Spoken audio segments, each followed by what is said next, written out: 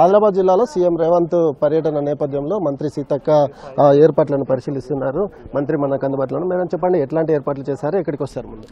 ముందు కేశలాపురంకి వస్తారు. ఇక్కడ నాగోబాద్ జాతర దేవాలయంలోకి వచ్చి దేవుణ్ణి దర్శించుకొని ఇక్కడ కొన్ని ఫౌండేషన్ స్టోన్స్ ఉన్నాయి, అనౌన్స్మెంట్స్ ఉన్నాయి. ఆయన తర్వాత ఇక్కడ నుంచి ఇంద్రవెల్లి జాతర అంటే ఇంద్రవెల్లి ప్రాంగణంకి వెళ్ళి అక్కడ అమరవీరులకు నివాళులర్పించి అక్కడ పెద్ద బహిరంగ సభ కూడా ఉంది.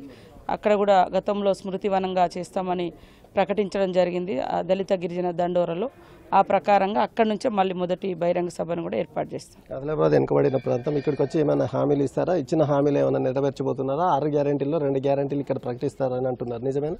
తప్పకుండా ఉంది. అన్ని మధ్యాహ్నం వరకు క్లారిటీ వస్తుంది. మీకు రేపు ఫుల్ ఫ్లెడ్జ్డ్గా అన్ని సమాచారం ఇస్తారు. ప్రాజెక్టులకు సంబంధించి నిధుల్లో కేటాయింపు జరుగుతుంది తప్పకుండా. ఇక్కడ ఈ జిల్లాకు అన్యాయం చేశారు గతంలో. ఇక్కడ ఉన్నటువంటి ప్రాణహిత చేవెళ్ళను కూడా పక్కదారి పట్టించారు. అవన్నింటి మీద స్పెషల్ ఫోకస్ ఉంది. ఖచ్చితంగా హైదరాబాద్ను చూపించి అందరం అభివృద్ధి చెందడమని మురిపించే ప్రయత్నం చేసింది గత పాలకులు. కానీ ఆదిలాబాద్ లాంటి వెనుకబడ్డ ప్రాంతాల నుంచి మరి ఎంత వెనుకబాటుతనానికి గురి కావడానికి కూడా నీళ్లు లేవు, కనీసం అంగన్వాడీ సెంటర్స్ లేవు, స్కూల్స్ లేవు, రహదారులు లేవు, అనేక సమస్యలు ఉన్నాయి. కాబట్టి ఈ సమస్యలన్నింటినీ కూడా మేము ఎప్పటికప్పుడు రివ్యూ చేసి సీఎం గారి దృష్టికి కూడా తీసుకెళ్లడం జరుగుతుంది. వాటన్నిటికి కూడా నిధులు వస్తాయి, రోడ్లు వస్తాయి, అన్ని ప్రణాళికబద్ధంగా పనిచేస్తాం. ఎన్నికల శంకారావం అంటున్నారు, ఎంపీ ఎన్నికల కోసం. అదేనా? ఎన్నికల శంకారావు కంటే ముందు మేము ప్రకటించినటువంటి ఏదైతే భక్తిభావంతో వస్తున్నారో ఆ ప్రణాళికతో వస్తున్నారు. సేమ్ టైంలో పబ్లిక్ మీటింగ్ కూడా ఎన్నికల పర్పస్ కూడా ఉంటుంది. అప్పుల పాలైందని చెప్పే కాంగ్రెస్ నాయకులు కేవలం 50 రోజుల్లోనే 14,000 కోట్ల అప్పులు చేశారనేది మాజీ మంత్రులు అంటున్నారు. మరి అదే కదా, ఏం లేదు, నడవడానికే లేదు అసలు అంటే అంత దోపిడీ చేసేసారు వాళ్ళు. మేము 16,000 కోట్ల మిగులు బడ్జెట్ ఇచ్చిపోయాను. మరి మీరు మాకేమి ఇచ్చారు? 6 లక్షల కోట్లకు పైగా అప్పులు ఇచ్చారు. తీసి అడిగేయడానికి లేదు.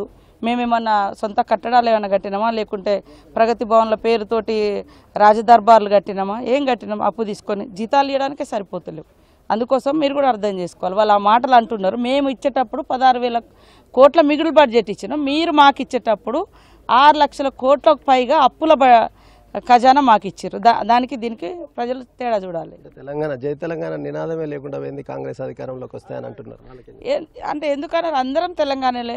తెలంగాణ వచ్చిన తర్వాత కూడా జై తెలంగాణ ఎవరి మీద ఇప్పుడు డిమాండ్ చేసేది ఉంటుంది, ఖచ్చితంగా అంటాం. వాళ్ళకి సెంటిమెంట్లు అవసరం, సెంటిమెంట్ల మీద బతకడం అవసరం. మనం ఉన్నదే మన రాష్ట్రంలో. ఇప్పుడు ఒరిస్సా ఒక రాష్ట్రం ఉంది, వాళ్ళు రోజు పోయి జై ఒరిస్సా అని అయితే అన్నారు కదా, లేకుండా ఇంకో తమిళనాడు వాళ్ళు ఉన్నారు. మన రాష్ట్రంలో మనం ఉన్నాక కూడా సందర్భము అవసరము లేదా ఇతర దేశాల దగ్గరికి పోయినప్పుడు, ఇతర రాష్ట్రాలకు అడిగిపోయినప్పుడు మనది మనం గుర్తు చేసుకుంటాం, మన తెలంగాణ ఐడెంటిటీని. మన రాష్ట్రంలో మనం రోజు అంటే నాకైతే అది ఎందుకంటారో తెలియట్లేదు. ఆదిలాబాద్లో ఉమ్మడి జిల్లా ప్రజల ఆసక్తి ఎదురు చూస్తున్నారు. సీఎం వస్తే ఏదో ఇస్తారని. ఇన్ఛార్జి మంత్రిగా ఉన్న మీరు ఎట్లాంటి ఎక్స్పెక్టేషన్స్ ఉన్నాయి సీఎం పర్యటన? తప్పకుండా చాలా వరకు ఇక్కడ ఉన్నటువంటి రోడ్స్ కానీ, డ్రింకింగ్ వాటర్ కానీ, ప్రాజెక్ట్స్ కానీ, జాతరకు సంబంధించిన కొన్ని నిధులు కానీ, ఇతర జాతరలకు సంబంధించినటువంటి కొన్ని నిధులు కానీ అవన్నిటిని కూడా సార్ట్అవుట్ చేసుకొని రిలీజ్ చేస్తున్నారు. ఈ మధ్యాహ్నం వరకు అవన్నీ వస్తాయి. 2 గ్యారెంటీలు క్లారిటీ వస్తుందా ఈరోజు? వస్తాయి, తప్పకుండా వస్తాయి.